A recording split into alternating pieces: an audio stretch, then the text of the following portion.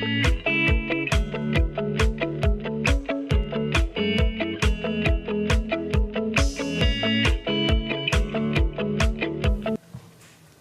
morning, and welcome to the Hillsborough County Board of County Commissioners Land Use Meeting. Will everyone please rise for the Pledge of Allegiance, which will be followed by an invocation given by our chaplain, Commissioner Stacy White. Thank you, Madam Chair. I'll ask that you please stand if you're able to. If not, there's a link to the American flag, and we'll begin with the pledge. Attention, salute, pledge. I pledge allegiance to the flag of the United States of America and to the republic for which it stands, one nation, under God, indivisible, with liberty and justice for all. Heavenly Father, I pray that you will guide this board, our staff and stakeholders as we make important decisions this morning on a finite resource. I pray that you will guide us in such a way that we think about not only those of us that are here today, but for future generations as well. And as always, I pray for members of our armed forces and our first responders. Pray that you will guide them and keep them safe each and every day. I ask for these blessings in your heavenly name. Amen. Amen. And the clerk will take the roll call, please. Overman. Cohen. Here. Hagan. Here. Kemp. Here. Myers. Here. Smith. Here. White. Here. You have a quorum, ma'am. Thank you. We'll look over the withdrawals, continuances, and remands, and I'll recognize Mr. Grady of the Development Services Department for that. Good morning again, Brian Grady, Hillsborough County Development Services. We do have a few changes, addendums to the published agenda. I'll go through those first and then go through the published withdrawals, continuances, remands, beginning on page 3 of the agenda. The first change, addendum to the agenda is on page Mr. 6. Grady, excuse me.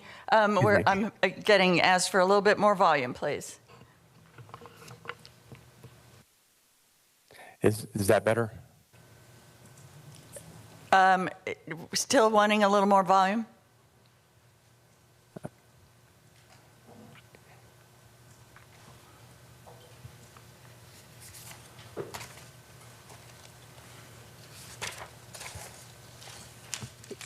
How's that?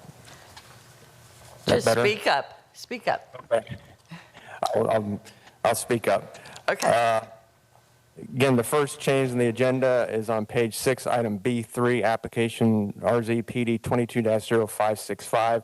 An additional is being added as follows: to ensure that no portion of the parking lot associated with the existing 7-unit building and the 3 1-unit buildings are located within right-of-way of 3rd Avenue Southeast prior to issuance of building permits for development of the additional 5 multifamily dwelling units on the Phase 1 site plan. The developer shall obtain a site development permit for the parking lots associated with the existing 7-unit building and the 3 1-unit buildings, and shall reconstruct to the extent necessary those parking lots in accordance with the site development permit.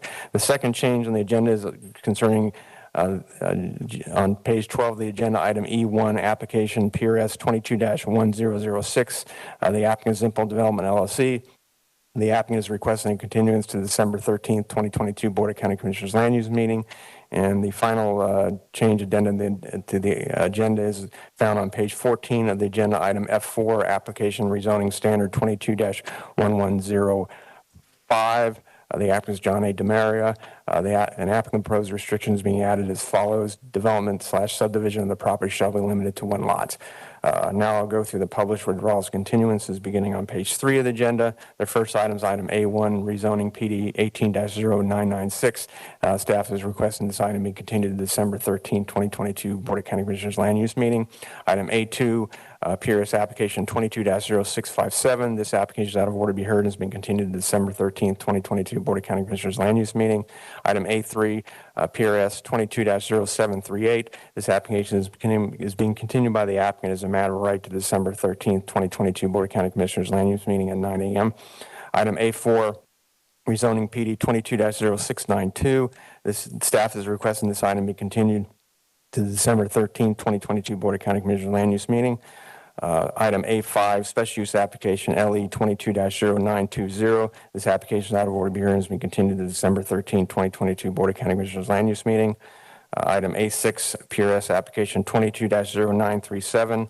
This application is out of order to be heard and has been continued to December 13, 2022 Board of County County Commissioners Land Use meeting at 9 a.m.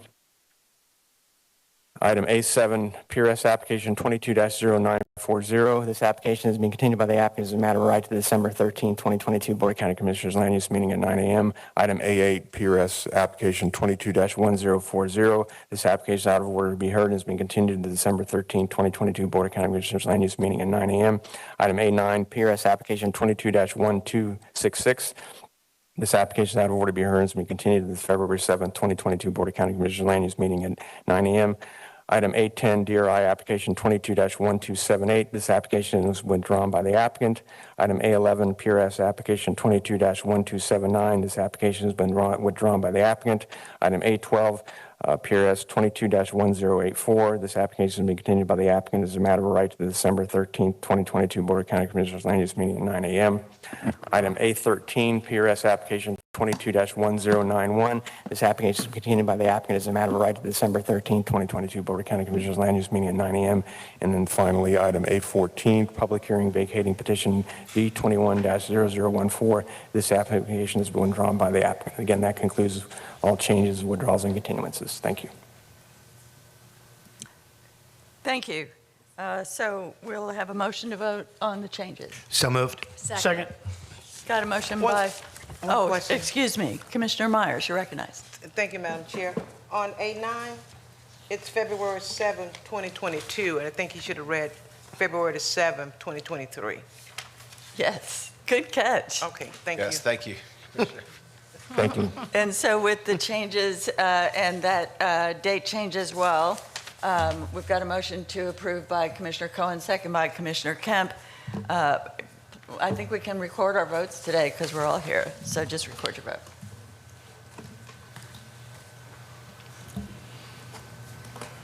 Motion carried 6-0. Great, and that takes us to the consent agenda. Move consent. Second. Got a motion to approve the consent agenda by Commissioner White, second by Commissioner Kemp.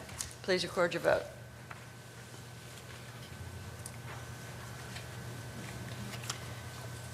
Motion carried 6-0. All right, and at this time,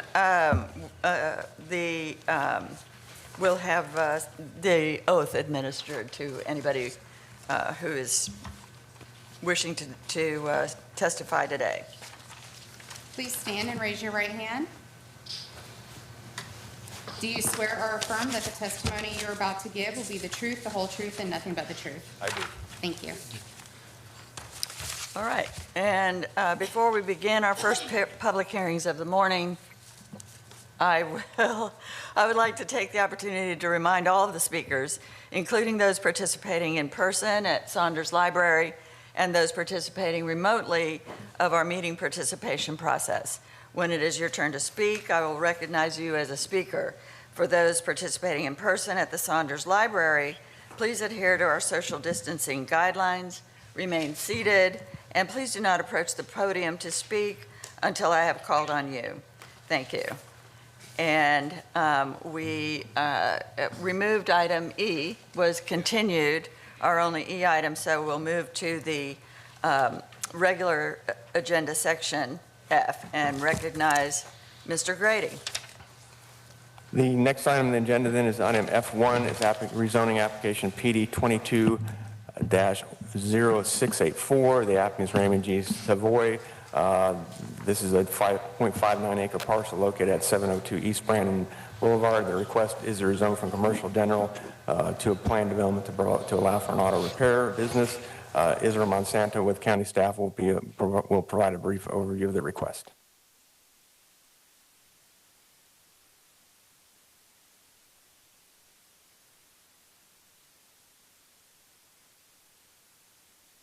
Good morning, Commissioners. Israel Monsanto Development Services. The applicant seeks to rezone a parcel zoned commercial general today to planned development to allow an existing auto repair shop to be developed with specific development standards. This project is located on the northeast corner of State Route 60 and Ridgewood Avenue in Brandon, and is subject to the Brandon State Route 60 overlay requirements of the suburban sector. There are two PD variations being requested to landscaping and buffering and vehicular use areas, and also to section 31406 from the Brandon Boulevard overlay to reduce a required 30-foot buffer along State Route 60. Through this PD rezoning from commercial general, the applicant proposes some changes compared to the current site design while maintaining the current building expansions to bring this property closer to compliance with the State Route 60 overlay standards. The proposed changes to the property as it currently exists today would include removal of a 1980 gas canopy in its frontage, removal of non-conforming pole signs, and installation of new conforming monument sign, addition of architectural finishing on all the structures, removal of 2 access points along Ridgewood Avenue, thereby limiting access to just 1 point along Ridgewood, with the access aligning with the shopping center to the west. This would increase pedestrian and traffic safety. An addition of vehicular and pedestrian stop outs to the adjacent parcel, addition of a 10-foot landscape buffer along State Route 60, and this is part of the waiver that was requested, addition of an 8-foot landscape buffer along Ridgewood Avenue, where the southern access point is currently located, removal of the hair salon building to the north to allow for the relocation of the stormwater management facility behind the auto repair shop building, addition of ADA accessible ramps and pedestrian path from a public sidewalk to both the main entrance and rear entrances, removal of crushed asphalt in favor of pavement, and also addition of parking islands. Compared to the current site conditions and design, the proposed improvements to the use would provide for an overall site that is significantly closer to the intent of the overlay district. The intent of the overlay is to improve the appearance of new and existing development along State Route 60 between I-75 and Dover Road by enhancing landscaping, building, and sign requirements. The site does not have a buffer along State Route 60 today. However, the proposed project would provide at least 10 feet of buffer along its frontage. Other comparable nearby commercial sites do not provide this required 30-foot buffer or 10 feet of green space in their frontages. This buffer area will also be landscaped. The applicant is also committed to improve the existing buildings with architecturally finished facades with board-style siding and stone or brick. Stormwater ponds will be placed behind the buildings in accordance with the overlay. And additionally, the impervious surface of the parcel is being reduced, providing for more green space. And lastly, as stated, site signage will be brought to compliance with the overlay design standards. Planning Commission has found this request consistent with a comprehensive plan. No design exceptions or administrative variances were requested for transportation staff review, and staff doesn't object to this request, and this concludes my presentation.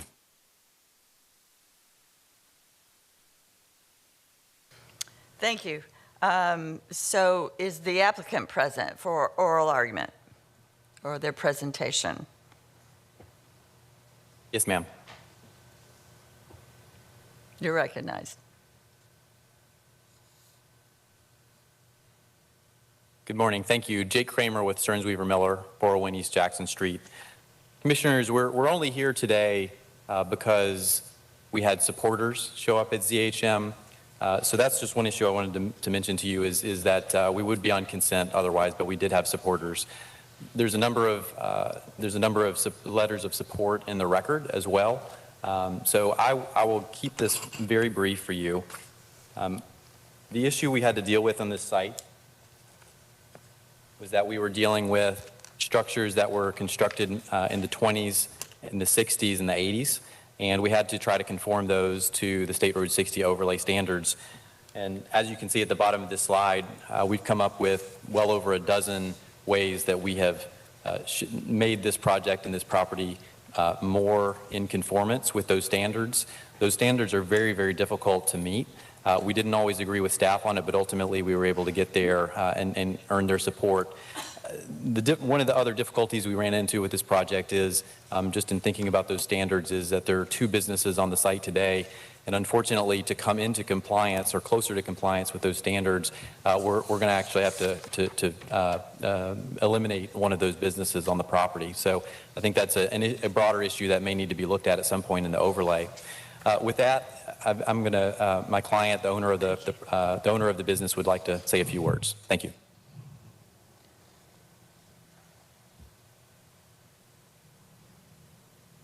Hi, good morning. My name is Amanda Wright. I reside at 13421 Glen Harwell Road in Dover.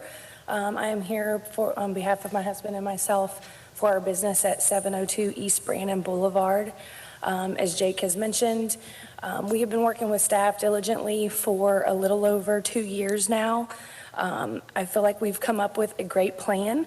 It's been a very hard pill for us to swallow, the fact that we are going to have to take down an existing building that is, part of our business. But we have other families that rely on us within our other business. So with that being said, we're just a small family business trying to live the American dream, trying to support, the employees that we have, work hard and instill that in our children, and, just basically continue to support our community and the public and give them the service that we've always provided them over the last 12 years. Thank you. Jake Kramer, Commissioners, again, our full team is here, the client's here if you have any questions, but otherwise we have full support of both staff and the community, so we'd ask for your approval. Thank you.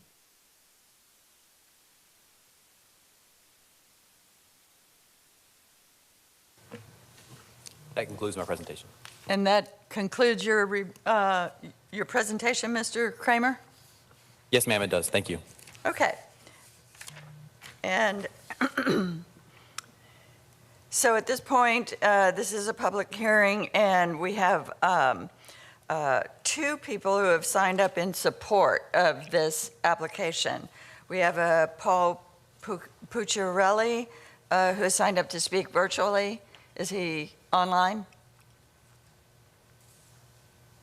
Yes, ma'am. Can you hear me okay? Yes. Okay, and I want to thank you and the board for giving me an opportunity to speak today. I'm one of the ministers, one of the pastors at First Baptist Brandon, and I just want to read one paragraph of support for this business and for support for this family. I just want to share that Huff Automotive is a family-run business which has always been courteous to its customers and fair with its pricing. The business owners of Huff, Justin and Amanda Wright, are active within the Brandon community. They give much time in serving where there are many different talents and gifts here at First Baptist Brandon Christian Academy, where they've had 3 children. One has graduated, but 2 children still with us. Recognition to allow, recognition to allow them to expand their business would be a benefit and blessing to the entire community. I thank you for allowing me to share this letter and these comments of support for this small family business, which is such an integral and important and meaningful part of the Brandon community. Again, thank you for giving me this opportunity to share these thoughts of support for this family and this business. Thank you very much. And I have one other person signed up to speak in support. Ms. Janet Lorton signed up to speak in person. Is Ms. Lorton there?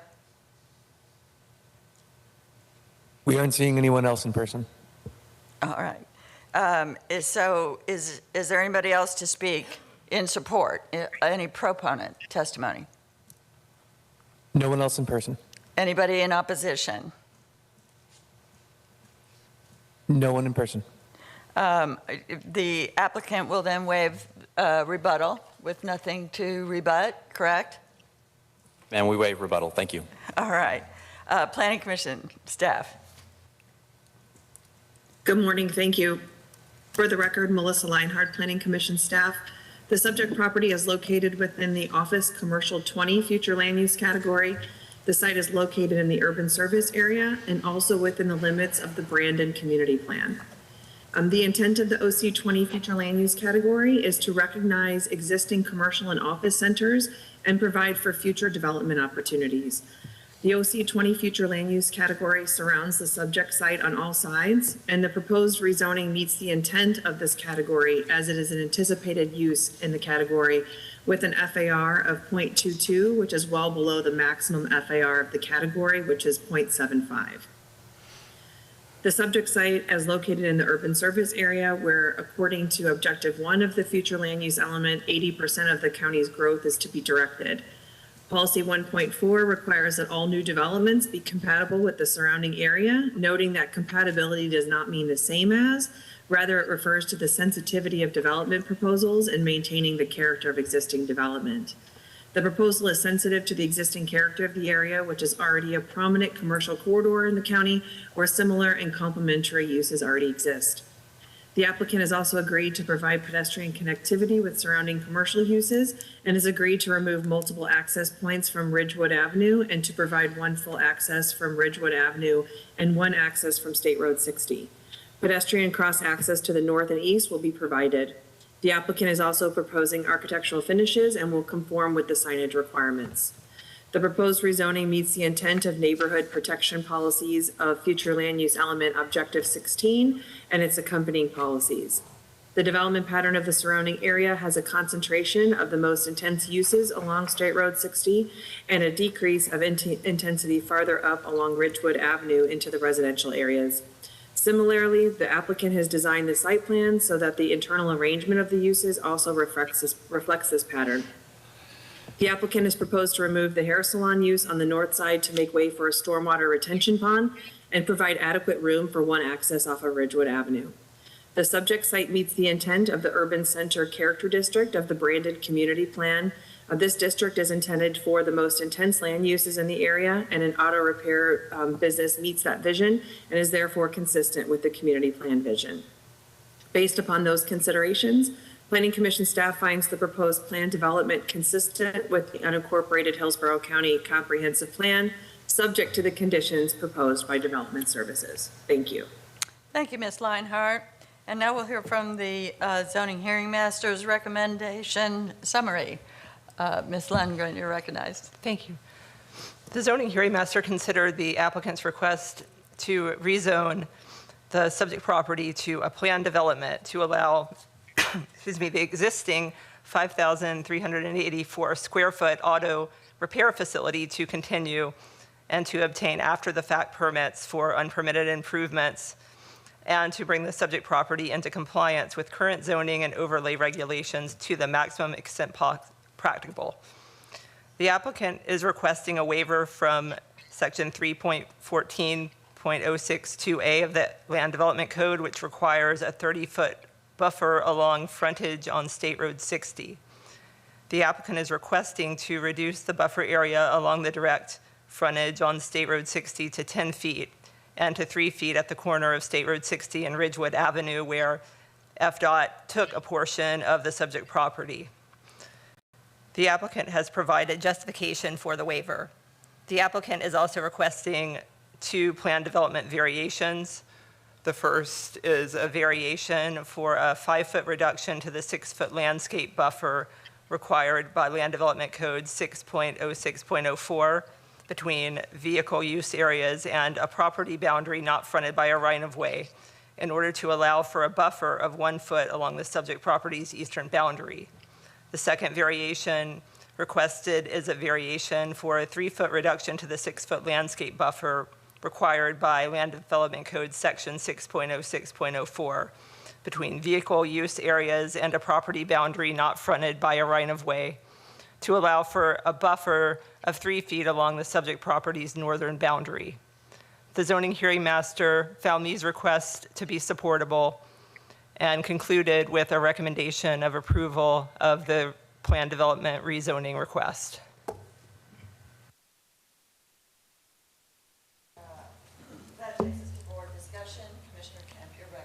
Thank you, and I just want to thank the applicant. I think their presentation was very moving, and thank staff for working on this problem and bringing it to us in this form, which I'll just move approval. I think we can all support this effort. Second. All right, seeing no further discussion, motion to approve by Commissioner Kemp, second by Commissioner Cohen. Please record your vote.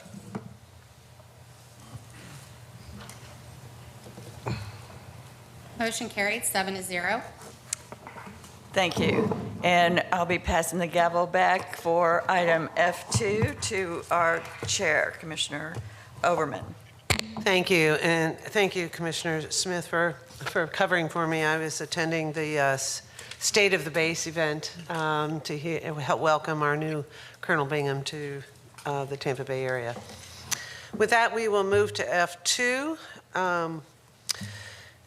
which is a public hearing, and allow for Development Services to introduce this item, please. Yes, the next item is agenda item F2, rezoning PD 22-0864. The applicant is Barry Lawrence. It's a 2.8 acre parcel located at 14316 Lake Magdalene Boulevard. The request is to rezone from RSC 9 with restrictions and ASC 1 to a planned development. Michelle Heinrich with the county staff will provide a brief overview of the request. Thank you. Good morning, Michelle Heinrich, Development Services. As stated, this is a rezoning request for property located at the southwest corner of Bierce Avenue and Lake Magdalene Boulevard to a PD rezoning. The current zoning on the parcel is ASC 1 and RSC 9, and the proposed uses include an agriculture stand, single-family residence, and harvest areas. A PD variation is requested, which is to allow a reduced buffer along the west and to provide no screening along the west. Due to the RSC 9 zone portion and need for a PD variation, a PD rezoning was necessary. Staff did review the application and finds the use compatible with the surrounding areas and therefore recommends approval subject to proposed conditions. And I'm available if you have any questions. Thank you very much. With that, we will hear from the applicant regarding any oral arguments offered. You have 10 minutes. Commissioners, good morning. William Malloy, 325 South Boulevard. I believe we're all fairly aware of this case, how it started and how we got here. And where we are actually is here with all recommendations of approval for what was a very, very fussy project is how I'll describe it. We're here with those recommendations because your entirely awesome team was able to work with my team to get to a very good resolution to preserve what I think and what I just discovered is a real treasure of Hillsborough County and Carrollwood. We have Isabel Albert of Half Engineering and Michael Yates of Palm Traffic, both who donated their time and efforts to this case to answer any particular questions. Thank you.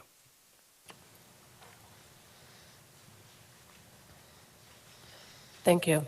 Isabel Albert with Half Associates, 1000 North Ashley Drive, Tampa, Florida. And I have a quick presentation that we can run through very quickly. Next, please. So just to orient yourself, I'm sure you know the location, but this is Bears Grove. Next, please. And a little bit of history. It's been around for quite a while and loved by the community. Next, please. And what we've done is we went for a planned development to retain the existing uses on site and to recognize them to be able to continue the operation of this business. Next, please. And we have recommendation of approval by all agencies, and I'm here if you have any questions. Thank you. Thank you. Are there any other parties of the applicant that wish to speak? There's more time, that's why I asked. No, ma'am. If the board has no questions, we're fine. Thank you. Excellent, excellent. Thank you very much. Are there any proponents that wish to speak to this item? I do not have anyone signed up at this time, but I wanted to ask since everybody seems to love this project. So seeing none, I don't see, are there any opponents that wish to speak on this item? Wouldn't see that either. Okay, great. Thank you very much. Assuming there's no need for a rebuttal at this point, the Planning Commission staff, do you have a report? I do, thank you. For the record, Melissa Leinhardt, Planning Commission staff.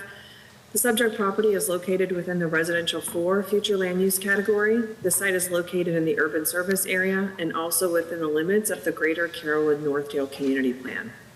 The intent of the residential 4 future land use category is to designate areas that are suitable for low-density residential development. In addition, suburban-scale neighborhood commercial, office, and mixed-use projects serving the area may be permitted.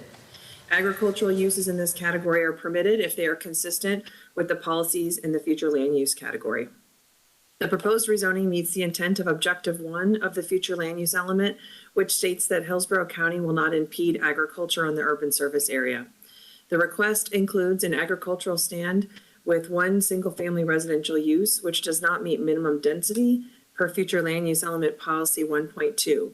However, the site does meet the exception to minimum density under policy 1.3 that makes an exception for properties with environmental features, as wetlands make up 21% of the subject site. The proposed rezoning was initiated to bring the existing use into compliance through a planned development zoning district and ensure for compatibility with the surrounding area through this site plan controlled district.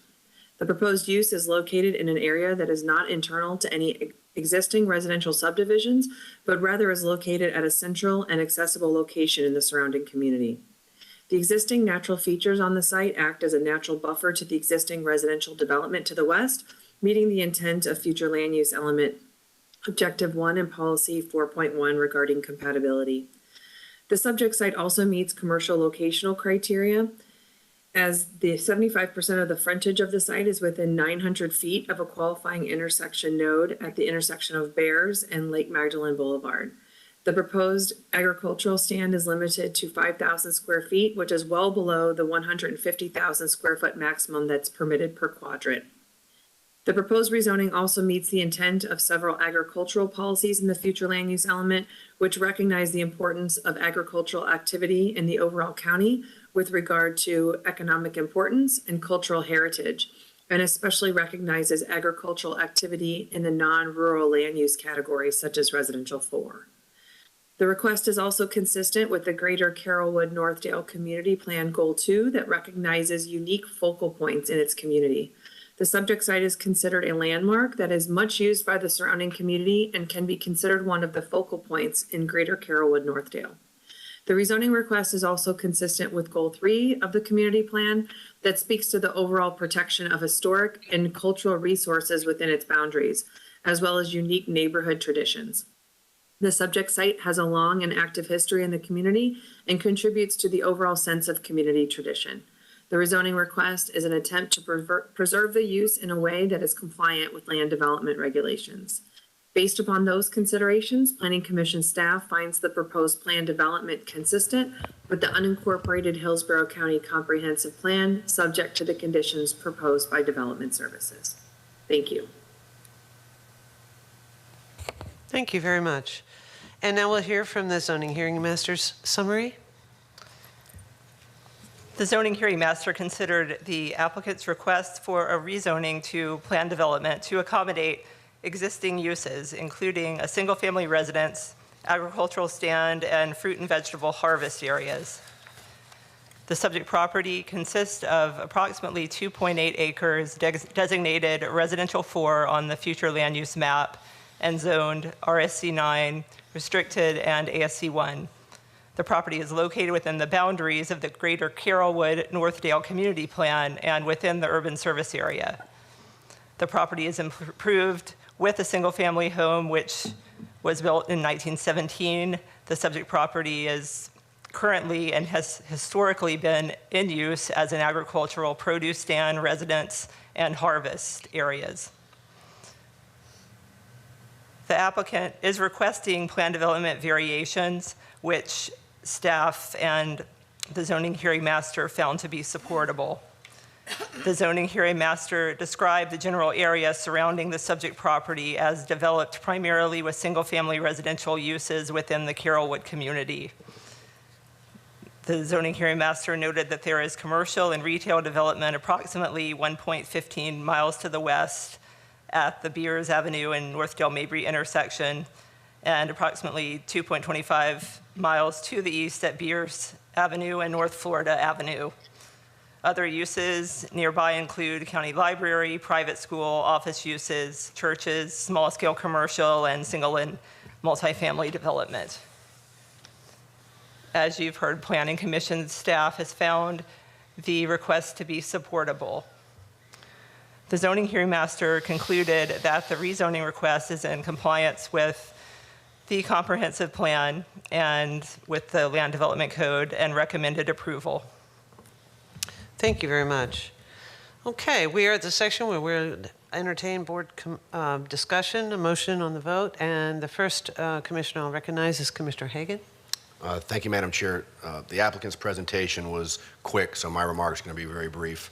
But if you recall, I brought Bears Grove to the board several months ago to discuss the challenges this wonderful community asset has experienced with code enforcement. There's no need to rehash how we got here, but this is a somewhat complex and unique situation that also involves some issues outside of our purview. As I said previously, it's a case where, in my opinion, our policies and codes and common sense are not necessarily aligned. During our discussion at that time, it was clear from this board that there was unanimous support to help bring them into compliance and to also have their fines eliminated that, quite frankly, would cause this treasurer to go out of business. I made a series of motions that day, but the one that really applies to today is that it involved directing staff to work with Mr. Lawrence to explore any potential avenues where Bears Grove should come into compliance. The applicant gave kudos to staff, and I want to as well. I want to thank staff for working with them to find a solution and also to work in an accelerated pace to get us to here today, get here so quickly. There's overwhelming community support for this independent business. In fact, I've never seen such overwhelming grassroots support. All recommendations of approval, and with that, I'm very happy to move approval. Second. We have a motion by Commissioner Hagan, a second by Commissioner Kemp. Commissioner Kemp, you're recognized. Thank you. And I'd also like to thank the applicant. I appreciate the concise presentation. And I'll just say it's through some various boards, especially the VAB board, that this was kind of brought to our attention for very repeated and lengthy discussions. And it was really involved primarily state law and state law requirements of which we didn't have control over in terms of how this was designated. But I have to say that when I saw this on the agenda, I at first looked and said, oh my, and then I saw approval, consistent with plan, and I just breathed this deep sigh of relief, and I think this is great for everyone. I know that it is a much beloved business and one that should be there. I think our board all supports the farm stands and these kinds of very neighborhood businesses that bring so much to communities. So I'm glad to see this move forward. Thank you, Commissioner Kemp. I can't agree more. One of my most favorite photos that I have with my grandson is sitting with the world's largest pumpkin at Bears Grove and going up at each Christmas holiday and buying some Christmas screens because I don't buy a tree, but I buy the greens. And they always have amount of cuttings in order to make your home smell so wonderful during the holiday season. So a jewel like this that has been a stable business partner for the communities and sets an opportunity for families to understand agriculture and the value of being able to buy fresh produce is always appreciated. I'm not seeing any other requests to speak, so with that, please indicate your vote.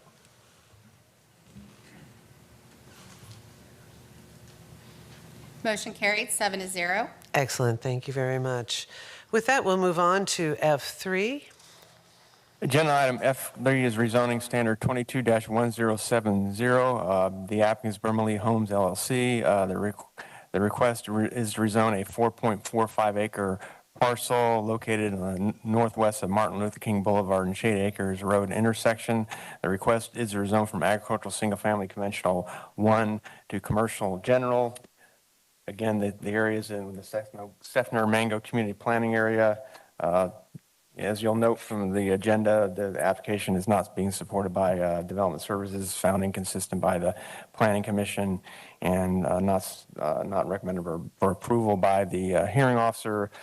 Issues concerning the fact that the site does not meet locational criteria and inconsistency findings with the Seffner Community Plan, which will be outlined by the Planning Commission. Those resulted in compatibility issues with the surrounding zoning and development pattern there, and therefore resulted in the not support recommendations. Staff's available for any questions. Thank you. Thank you. With that, we will hear from the applicant. Is the applicant present to present?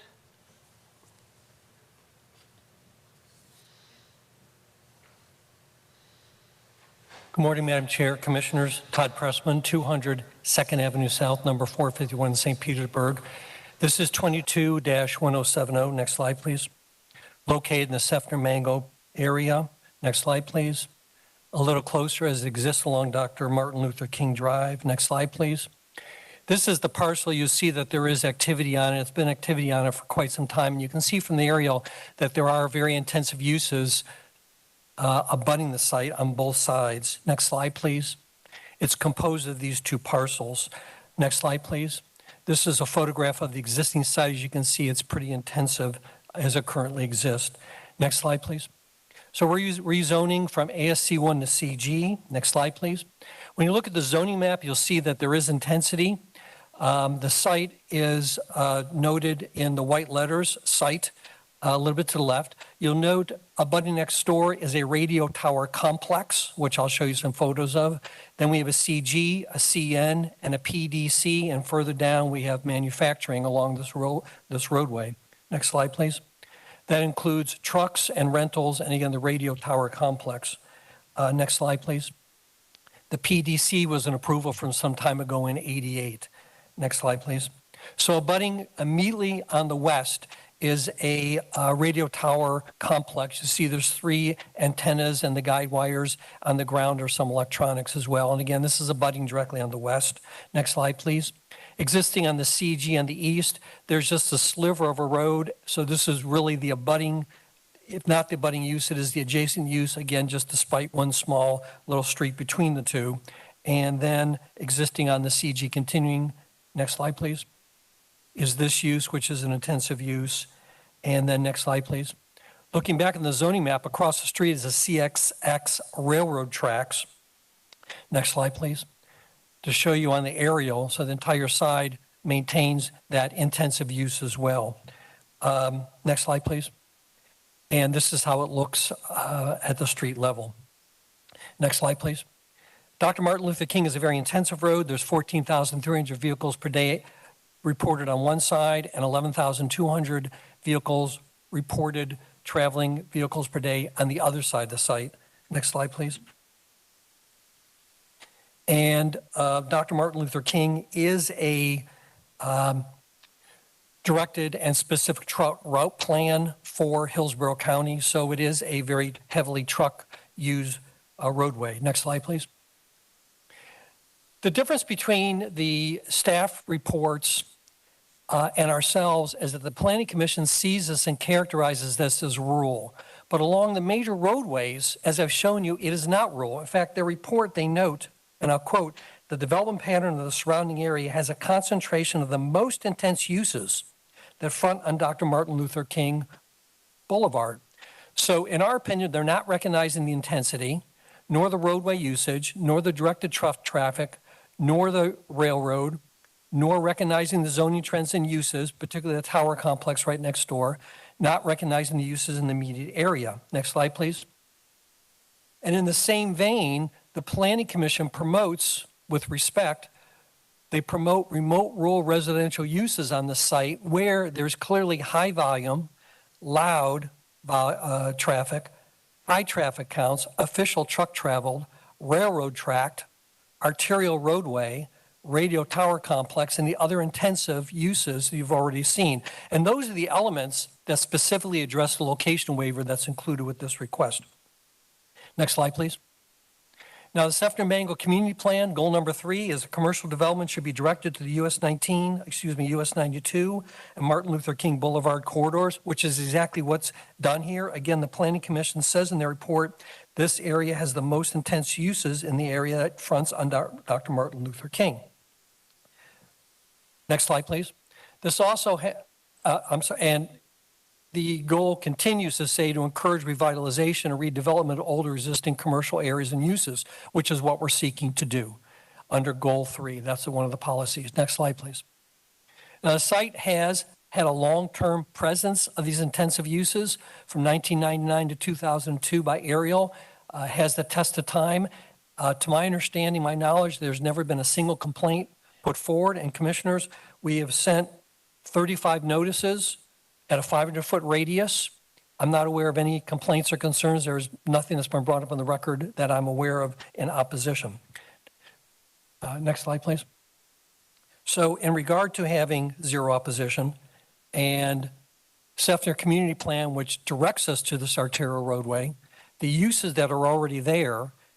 The difference between the staff reports is they still recognize it as a remote rural area where in actuality it is far from that. It doesn't act like that, and it doesn't look like that. So that's why we feel the CG is appropriate, and we appreciate your consideration and time today. Thank you. Thank you very much. With that, you have a few more minutes. Are there any other members of your applicant team that may want to speak before we move on to testimonies by proponents or opponents? You have everything that we wanted to present to the commission, and we appreciate your consideration. Excellent. Thank you very much. I don't have anyone signed up to speak to this item. Is there anyone in the audience that wishes to speak as a proponent? No one in the audience. All right, so I'm assuming that also means there's no opponents. So we will move on to, and given that there's no need for a rebuttal, I'm going to ask the Planning Commission staff to offer us their report, please. Thank you. For the record, Melissa Leinhardt, Planning Commission staff. The subject property is located within the Residential 1 future land use category. The site is located in the rural area and located within the limits of the Sefner Mango Community Plan. The intent of the Residential 1 future land use category is to designate areas for rural residential uses that are compatible with short-term agricultural uses. Other uses, including rural-scale neighborhood, commercial, and office, may be permitted when complying with the comprehensive plan's goals, objectives, and policies. The subject site is surrounded by Residential 1 on all sides. The light industrial future land use category is located further to the east, and Residential 4 is located to the southwest of the subject site. The subject site is located in the rural area, which according to Objective 4 of the future land use element is reserved to provide for areas with long-term agricultural uses and large lot, low-density rural residential uses, which can exist without the threat of urban or suburban encroachment. The applicant is proposing a use which would encroach into the agricultural and large lot, low-density residential areas, particularly to the north of the site, and thus does not meet the intent of this policy direction. The proposed rezoning does not meet the intent of the neighborhood protection policies and Objective 16 of the future land use element. The site does not meet locational criteria as noted in Policy 16.1, and the development pattern of the surrounding area has a concentration of the most intense uses that front onto Dr. Martin Luther King Jr. Boulevard, especially that portion that is in the urban service area. Proposing to expand CG uses in this area would not be complementary to the rural residential character north of the site per Policy 16.3. A rezoning to CG would further a pattern of strip commercial encroaching onto residential areas in the rural area and does not reflect a development pattern that concentrates the most intense uses toward the intersection, but rather introduces more intense uses where uses should be transitioning to a lower intensity per Policy 16.2. The subject site does not meet commercial locational criteria as the nearest qualifying intersection is located at McIntosh and Dr. Martin Luther King Jr. Boulevard, which is greater than 300 feet away. Per future land use element policy 22.8, the applicant has submitted a waiver request for review. The waiver request argues for the proposed use due to the presence of existing CG zoning districts to the east, which was rezoned in 2014 from CN to CG, and the waiver concludes that this is inconsistent with the explicit direction of the, our review of the waiver concludes that this is inconsistent with the explicit direction of the Sefner Mango Community Plan, which specifically states restrict retail development along US 92 and Martin Luther King Boulevard outside the urban service area to existing commercial zoning districts. More specifically, the zoning report from 2014 recognized that the site to the east as an existing commercial district during zoning conformance activities and states specifically that prior to being zoned commercial neighborhood, the site was zoned Commercial 1 or C1, which allowed many of the uses permitted under the Commercial General Zoning District. This language recognizes there are commercially zoned parcels outside of the urban service area that already existed prior to the community plan language being adopted in 2010. The proposed rezoning that is requesting ASC 1 to CG is not a similar situation as to the east adjacent the 2014 rezoning that went from C1 to CG to CGR, which is restricted. Moreover, the Seffner Mango Community Plan also specifically states, oh, I'm so sorry, I lost my page. Oh, pardon me. The Seffner Mango Community Plan also specifically states that for those sites that meet commercial locational criteria in this area, uses shall be limited to childcare, office uses, and places of worship only. This rezoning does not fulfill those criteria, and Planning Commission staff thus recommends that the board deny the waiver to locational criteria. Overall, the proposed rezoning would allow for development that is inconsistent with the goals, objectives, and policies of the comprehensive plan, including the Seffner Mango Community Plan, and is not compatible with the existing and planned development pattern found in the area. Based upon those considerations, Planning Commission staff finds the proposed rezoning inconsistent with the unincorporated Hillsborough County Comprehensive Plan. Thank you.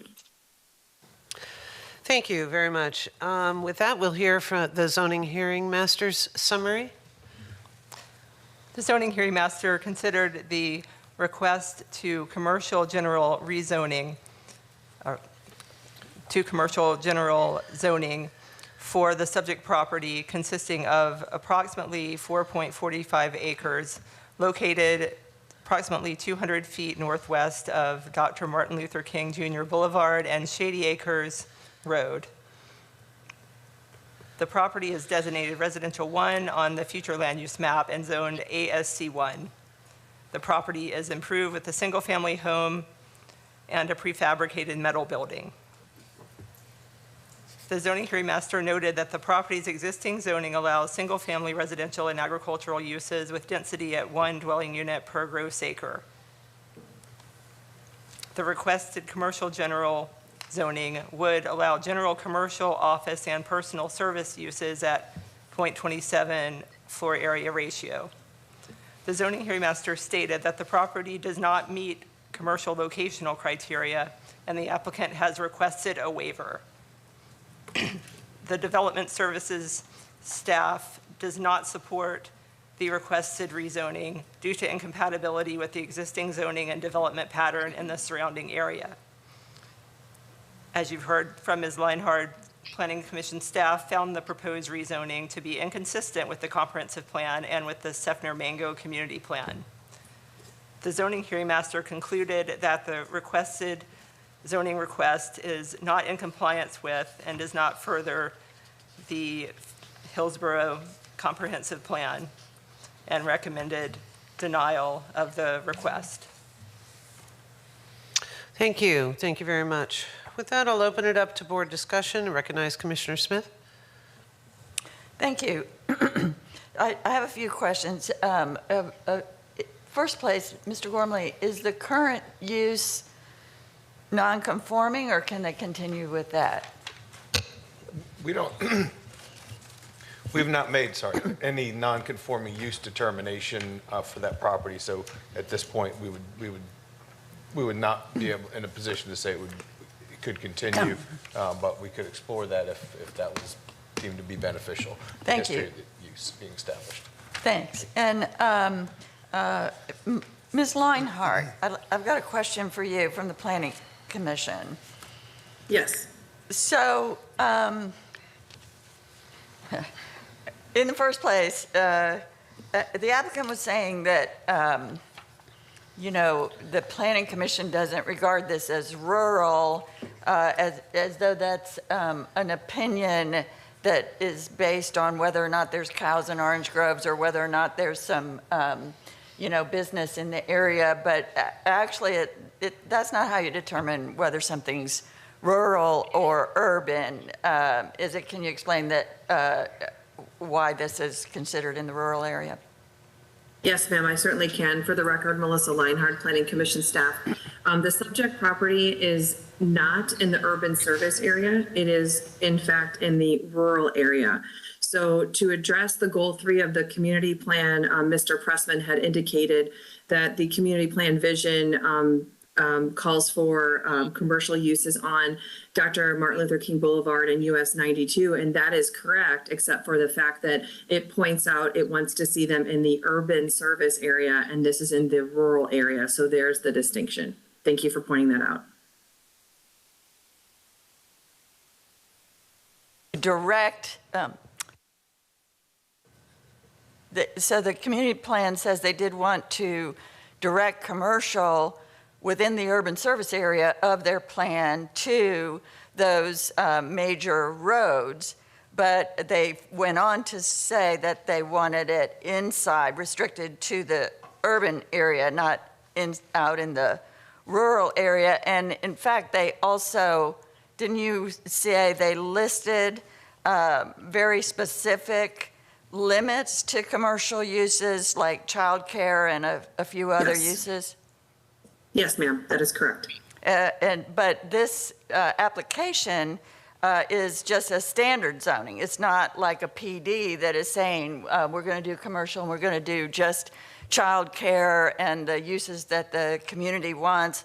And you know, although we don't have any people objecting to this way out in the rural area, we also don't have a community clamoring for a specific business like we did in the last item. I think they leave it up to us to make sure that we're enforcing their community plan, and their community plan says they wanted commercial limited to these highways inside the urban area, not spreading out into the rural area willy-nilly without any specifics. And you know, the fact that there are some pre-existing uses or old zonings in the area that do not or might be viewed as not comporting with the community plan is an argument I've seen many times. And because we have some bad old zonings on the books, we have some stuff that happened before a community plan was written, before the community came together. And but from that point on, the community has determined what they want in their community. And without any further evidence that, I mean, all the signs seem to point to this being not in compliance with the community plan, not in compliance with the general goals of the comprehensive plan. And so I'll move denial. Second. Okay, so we have a motion by Commissioner Smith, a second by Commissioner Kemp. Commissioner Kemp, you're recognized. Yes, and I just think that distinction is so important, and what the neighborhood, the area, community intentionally deliberated about over time to make a community plan where they distinctly separated the urban and rural areas and for the uses that you stated. And this is kind of also encroaching, as you can see in the map, kind of like one further step to the north and back beyond kind of the line across there. And it's just so, to me, so important for us. This is kind of, it seems like we're asked to do this all the time, spot zoning. And I know we have our friend from that area who cites that often times, and I think we need to be careful about that. We should have, this is a comprehensive plan. We should have the big intention and the big thought and the big decision about how we do this. And I think sometimes Mr. Pressman comes in here with some very convincing cases where it doesn't make sense, but or there's questions, but I don't think the case has been made in this case. So that's why I'm seconding it, and I think we have to look at this. This is a denial, not supportable, inconsistent with plan. I feel very comfortable with the second. Commissioner Cohen, you're recognized. So I feel as though I'm missing a little context here on what is actually going on this property that is what is the objective that's trying to be met here? Is there an existing business that is not you said there's nothing right now in terms of incompatibility, but what is the reason that this is in front of us? So it doesn't appear, we don't have information that this has been a code enforcement citation. My belief is that the intent of the applicant here is to position the site so it can be developed with a future new commercial use. So there's not an existing business running out of the property, or if there is, it's not come to your attention. Correct, correct. It does appear to be from the aerial some activity going on there, some of which may be non-conforming to the zoning, and that's where the timing of when that would have started would be relevant if it was legal non-conforming, if it's been a historic business there. But I believe the intent is to position this so it can actually be developed with a future business, which I would presume would have the modern coming through the county's process would result in the current development standards as opposed to what seems to be maybe a little historic development of activity on the site. Okay, thank you.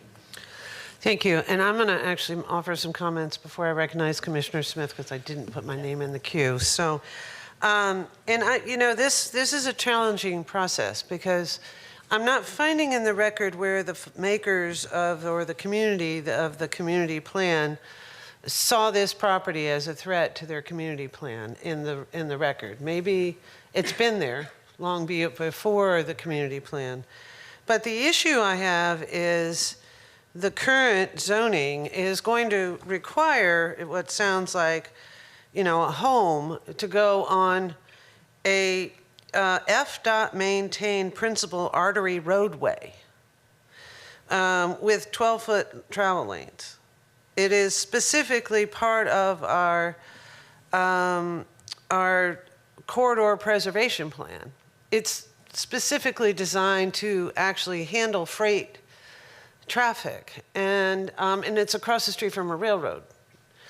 I'm looking at the land to say, who would want to build a house on this property in this particular location, in between where there's already some commercial beyond the urban service area? So I'm not suggesting that we don't listen to community plans, but I'm curious about whether or not there was any in the decision of addressing the issue associated with the urban service area limitation, whether this business was considered, well, it's already there, so we'll just, for anything else that's beyond that area or alongside that area or the homes behind or the properties behind it that makes sense for homes. But when you end up with a major principal artery that is designated a corridor preservation area that would indicate that there's going to be possible widening or intensity on this area across from a railroad track, I'm curious about AS1 residential requirement at this location. Is there anyone that in the record in this process that has indicated that the community plan members specifically looked at this property to suggest that it should be rural AS1 or a rural residential as opposed to some level of business entity at that point? I'm thinking, what would be required for childcare to go at this location? A light in order to be able to provide safe access to the entrance, or a church? I mean, we know of many rural communities that have churches that end up having to have sheriffs out front because the roadway is designed for high speed, but the business is designed for people arriving to a church safely. And so it would require a change in the road pattern that may not be easily done on an FDOT maintained principal freight route. So my question really lies in the purpose of the denial is to respect the community plan, which is fine, and I understand that. But in the reality, what will be here? And are they going to end up being code violated out of business as a consequence of not being in conformance, I guess is the word, to operate as they have or as they're allowed based on the community plan? So that's my question. Can staff provide us with some guidance there? Yes, Commissioner, I think that okay, just communicating with the applicant. I think that what is really coming out here is that perhaps some continued discussion on the scope of the uses being proposed and whether there is some potential to have a limitation on uses that could give a different perspective on its compatibility with the area. I think that would be a beneficial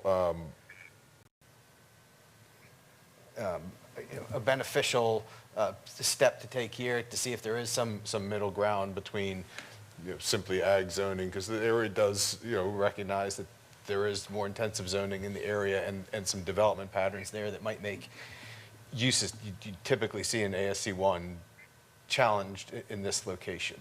So I do have a question to the applicant whether he'd be amenable. I think that might be a good question, if he might be amenable to condition to consider some bounds around what could be done on this property. Thank you. And was there anything at the zoning hearing master or within the community in this process where the community came out and opposed, anything other than residential in the record that we can find? I can't find it. I don't think we don't have that type of community opposition. So it is being reviewed based on the plans that were there, but we haven't had any active opposition. Right, exactly. And then, but the impact of a denial at this point would mean starting all over again versus a continuance to readdress some of the questions that I've asked? Yes, that's correct. If it's denied, it would need to adhere to reapplication criteria and then come back through the process. Excellent. Thank you very much. Commissioner Smith, you're recognized. Thank you. I participated for 2 years in the Ruskin Community Plan. I have worked with other communities, Waimama and Lutz, to Ruskin and Keystone and Riverview community plans. It is an onerous process of citizens working together with stakeholders, landowners, developers, for 2 years with our planners, crafting what our vision is, making a lot of compromises, always. Mm-hmm. And finally, we get something written that gets passed. We, as citizens, then feel like, okay, it's the county's job now to make sure we don't feel like it's our job to come up here every single zoning, every single request, and make sure that our county commissioners and our elected officials and our planners are not going to say, well, where was the community? They didn't oppose this.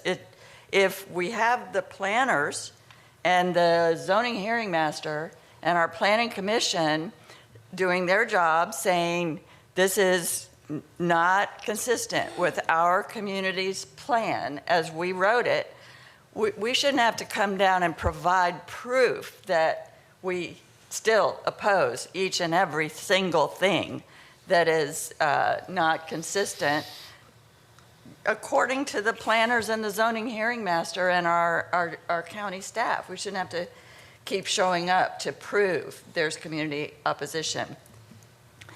The applicants who want to come in here and, as Commissioner Kemp pointed out, spot zone through the community plan and say, oh, okay, well, it's in the rural area, and it's not consistent with the community plan, but we just want you to do this one thing, are asking us to throw out our comprehensive plan, throw out their community plans, and consider each little thing in their absence. They've already told us what they want. Occasionally we do, occasionally I vote to do it, to say, okay, this is the exception. But in general, we should not be sitting here in our 10-minute, 15-minute hearing, looking through and saying, well, there's no citizens here. It kind of does look on the aerial like maybe it's not cow pastures anymore, or orange groves. I don't know if a childcare thing could be here. I mean, that's not what we should be doing here. We should, in the absence of anything to the contrary, be upholding the comprehensive plan and the community plan. The real process for this, in my view, is for, well, not just in my view, the real process for this, when you've got something that you want to do in the rural area that is inconsistent with the community plan, is to ask for an expansion of the urban area, ask to change the comp plan, ask to say, okay, this isn't rural anymore, let's have a carve out, let's have this be urban, let's bring the community together for a local meeting and say they're okay with expanding business out here and change their community plan. But to just come in over their heads and ask us to do that, I'm not comfortable with that process. And so that's where I stand. Thank you. Thank you. Commissioner Kemp, you're recognized. Yeah, and I guess it's just kind of exhausting all the time. I mean, you know this from the activism to constantly have to show up. And I know they said people were notified within 500 feet. Did they say 500 feet? That's like nothing. I'm sorry, it just really is not. And a lot of times those are just like one property or, one owner of something. And we've run into that over and over again.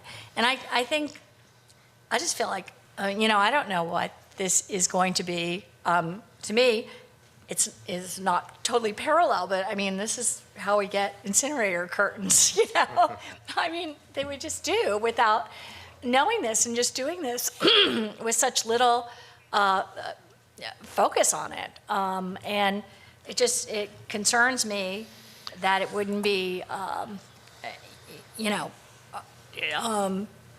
think if we do something like this, it should be because there's like actual support for it, and thinking that this is a good idea. Maybe whoever it is can work to get that support. Understood. Thank you very much. Commissioner Cohen. I think it's a fair point that people shouldn't have to come down here and defend every piece of their community plan every time there's a rezoning application. And I hear all that.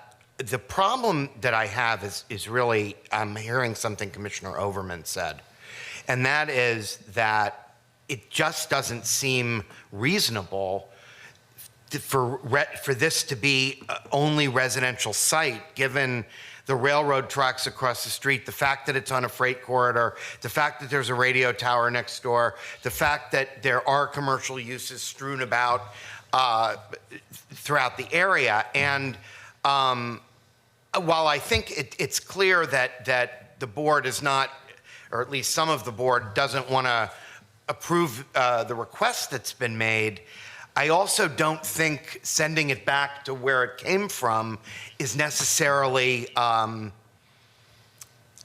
don't think that the way it is now is necessarily reasonable either, because again, I really don't see how this is residential. I just, that just doesn't seem to make any sense. So what, I'm not for piercing community plans, but on the other hand, there are times when there may be unintended consequences of things that just simply don't make sense, that we need to work through to find a happy medium somewhere. So either we can vote on the denial and see where it goes, or entertain an opportunity, a motion to continue to see if the applicant has the ability to address some of the comments that are made today. Have you heard from the applicant at this point? Indirectly, that he was not necessarily opposed to it, but I think it would be appropriate to hear directly from him. Is the applicant present and would like to offer some guidance on what his intent would be? Should it be denied or continued? Yes, Madam Chair. Always appreciate the consideration, the comments by the commission. I'm always happy to work with the commission, the county. We'd be happy to continue this to look at more specific uses. But calendar-wise, I will be out for December, so if we could continue to January, that would be great for that consideration. Thank you. Thank you very much. I appreciate the response. Commissioner Hagan. Real quickly, I've listened to all sides, and I concur with comments that both Commissioner Cohen made and what Commissioner Camp and Commissioner Smith made. Seems like we're talking about either a denial or continuance. I guess the question I have for Adam, would a remand be more appropriate? I guess is the question that I have. A remand would allow for a thorough vetting and more public opportunity for public participation. So I'll make, if that's the case, I'll make a substitute motion to do that. And lastly, I hate to do this because I know Commissioner White has to leave. Just got a text message that my daughter got sick at school, so I got to go pick her up after we vote here. So I'm sorry I have to leave. Yeah. Okay. And I'll second the substitute motion. Okay, so we have a motion by Commissioner Hagan, a second by Commissioner White. Any further discussion? Please indicate your vote. And that's to January or through a January cycle, I assume, based on the applicant's comment. Motion carried 7-0. We're looking for the date, I believe, for the remand. Okay, excellent. Thank you very much. And we'll still keep our quorum, so we're good. I understand. Hope your child gets better. It's going through the schools. Commissioners, the ZHM hearing date in January is January 17th. So January 17th, 2023 at 6 p.m. I can't believe we're almost there. Oh my God. Okay, great. Thank you very much. The next item, I've lost it. That was F3. We're going to F4.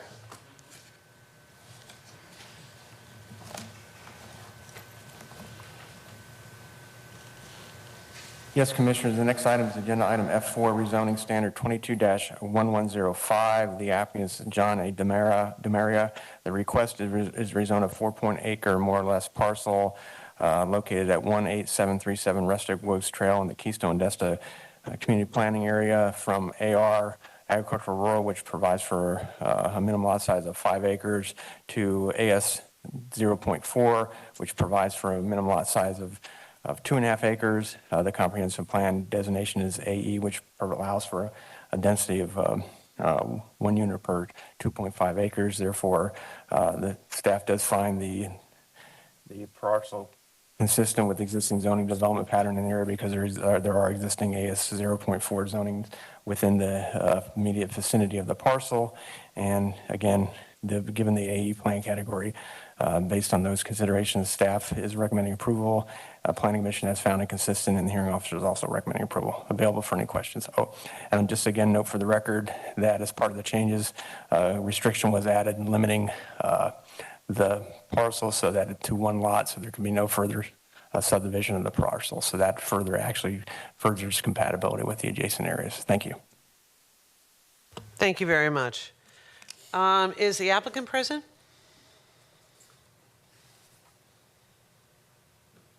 Good morning. Morning. John LaRocca, representative of the applicant. I've been sworn. I'm at 101 East Kennedy Boulevard with Murphy LaRocca Consulting Group. I refer you to the record agenda, or the items that are attached to the agenda with, as Brian indicated, Development Services recommendation that this is approvable.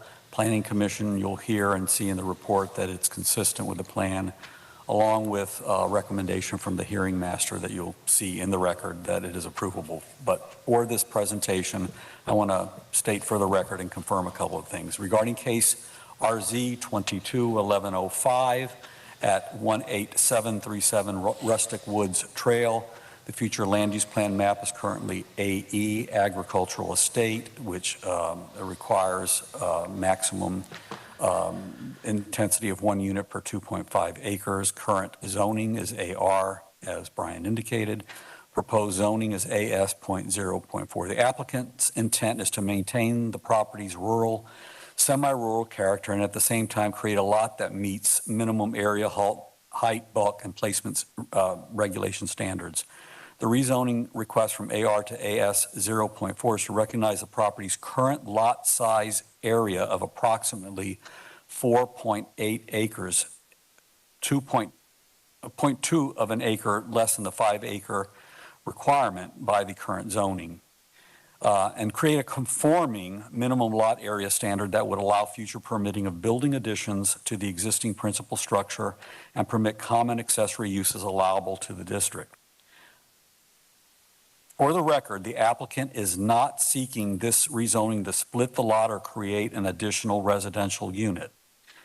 And I'm clear for the record, as Brian stated, the applicant agrees to a restriction or stipulation to this, that development or subdivision of the property shall be limited to 1 lot, or the 4.8 acre lot that exists now. The applicant does not propose to alter the rural, semi-rural character of the property by rezoning the property. Existing structures may be expanded and additional accessory structures may be constructed consistent with the Land Development Code standards and regulations based on this rezoning change should it be granted. Regarding the rezoning proposal's compatibility with the community land uses area, the future land use plan map designation is AE, agricultural estate. The lot size 4.8 acres, and uses existing on the property and proposed after this rezoning are typical of the uses intended for the property, including residential estate homes, barns, and other accessory structures of the same character. The proposal is consistent with the AE future land use plan map designation. The proposal will not be different or out of character with the established land use pattern of lot size areas and zoning designations in the area. Obviously, the rural character will be maintained. Well and septic tank is what is being utilized now. That will continue.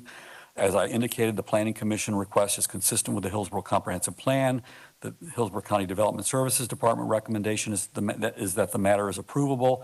Hearing Master Pamela Jo Hatley recommends approval of the request to the board based on her findings, facts, and conclusions of law. I respectfully request that you find this matter approvable based on the evidence presented in the record. I'm glad to answer any questions. The property owner is here should there be further stipulation or restrictions to agree to the fact that this is only going to be used as it is being used now, and there is no intent to split the property. Thank you.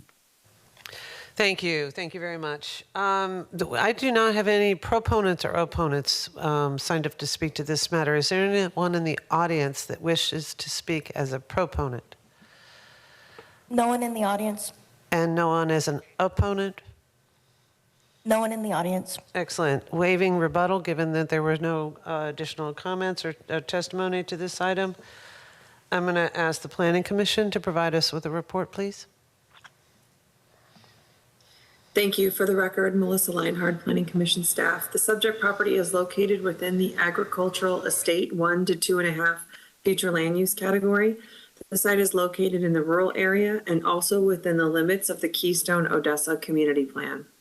The intent of the AE future land use category is to designate areas that are best suited for agricultural development, usually defined as located on short-term agricultural lands and for compatible rural residential uses. The AE future land use category surrounds the subject site on all sides. The proposed rezoning is not changing the single-family residential character of the surrounding area and is a compatible rural residential use. The proposed rezoning meets the intent of future land use element objective 4 and policy 4.1, which seek to retain the large lot, low density residential character of the rural area. The applicant has indicated that their intention for the rezoning is not to develop an additional residential structure on the site. Rather, it is to be able to add to the existing structure and allow for the development of accessory uses on the site that meet the Land Development Code. The proposed rezoning is also consistent with the Community Design Component Goal 7 and Policy 7.1.2, which seek to preserve rural uses and provide for a variation in lot sizes and housing types in the rural area. A rezoning to AS 0.4 will allow the applicant to preserve the rural area while providing acceptable variety in lot sizes for the rural area consistent with this policy direction. The proposed rezoning is consistent with the Keystone Odessa Community Plan, as it does not seek to initiate a higher density than what the community plan allows. The applicant has a 4.8 acre parcel with only one residential dwelling unit on it. The applicant wishes to develop additions to the structure and allow for accessory uses, while adhering to the overall rural residential pattern in the community plan that does not go higher than one dwelling unit per 5 acres unless otherwise permitted by the existing future land use category. In this case, that would be one dwelling unit per 2.5 acres. So this is consistent with the future land use category as well as the Keystone Odessa Community Plan. And based upon those considerations, Planning Commission staff finds the proposed rezoning consistent with the unincorporated Hillsborough County Comprehensive Plan. Thank you. Thank you very much. With that, we'll hear the zoning hearing master's summary, please.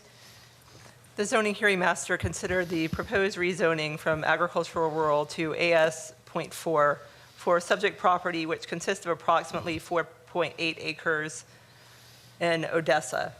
The property is designated AE on the future land use map and is located within the boundaries of the Keystone Odessa Community Plan within the rural services area. The zoning hearing master noted that the property is improved with a single-family home built in 1978, a detached garage and barn.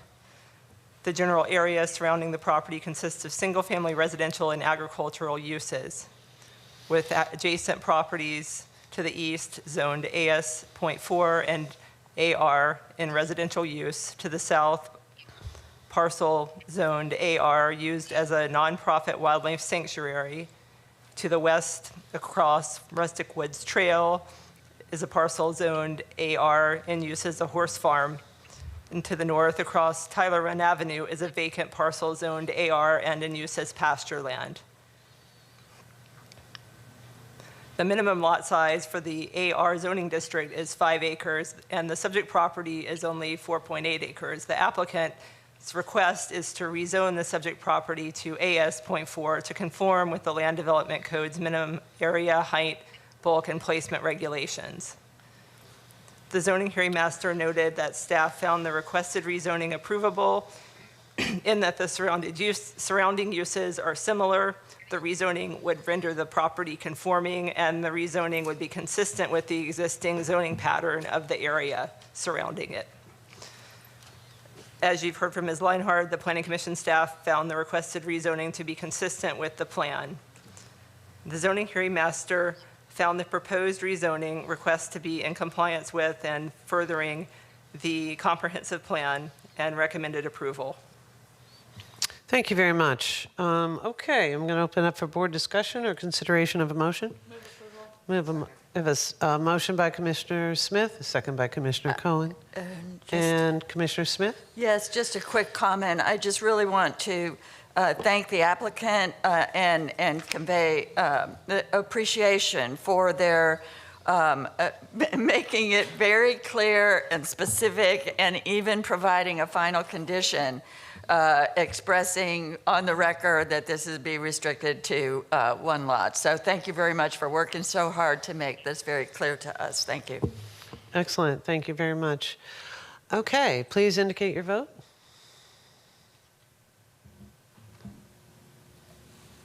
Motion carried 6-0. Excellent. Thank you. Next item is F5. Oh, no, I'm sorry. We're done with the Fs. Okay, we are at the public hearings of related items. With that, I will ask Development Services to introduce these items. Again, Brian Grady with the Development Services. The next two items are related items in the G sections, G1A and G1B. G1A is rezoning standard 22-0697. It's a request to rezone a 3.8 3.82 acre parcel located at the northwest corner of Lakewood Drive and East Broadway Avenue from planned development and ASC 1 to commercial general. As noted on the arrow here, the area on the eastern half, and that area is PD, and then the strip to the west along Hibiscus Avenue is the ASC 1 zone parcel. Again, the request is zoned to CG. That request has all recommendations of approval. This item would have otherwise been on consent if it was not for needing to be associated with a related item. The related item is G1B. It's PRS application 22-1041. And again, the purpose of that application is to conform the plan development that will remain with removal of this parcel from the PD. Again, the existing site plan here shows the approvals, which again, the PD is approved for 50,000 square feet of commercial. And then they will be removing that area from the parcel and conform the rest of the PD. The rest of the PD will be conformed. It's owned by the Hillsborough County, and although access will not be provided through this PD, the county parcel has access to Hibiscus Avenue and therefore has legal access. And based on that, staff is supportive of the both the G1B modification to remove this parcel from the PD. Staff is available for any questions. Thank you. Thank you very much. So we've heard both development services reports on G1A and G1B. Would the applicant be interested in providing us with a presentation? Madam Chair and Commissioners, Todd Pressman, 200 2nd Avenue South, number 451, St. Petersburg. Both of these related applications have complete staff and ZHM support. We've had as far as I'm aware, we've had no calls or persons at the hearing or anyone in objection. The only thing that's happening here is sort of like a sleight of hand. It's been approved for PD for commercial. We're just seeking to remove the PD and have it under the zoning district for commercial. And these two applications are required to do that. With that, we appreciate your consideration and time this morning. Thank you. Excuse me. Excellent. I do not have anyone that signed up to speak at this public hearing. Any proponent testimony or opponent testimony in the audience? No one in the audience. Thank you very much. With that, Development Services, amended recommendations, if any? Hearing none, we'll move on to consideration of a motion to vote on both related items, G1A and G1B. Move approval of both. Second. All right, we have a motion by Commissioner White, second by Commissioner Smith and Myers. Please indicate your vote.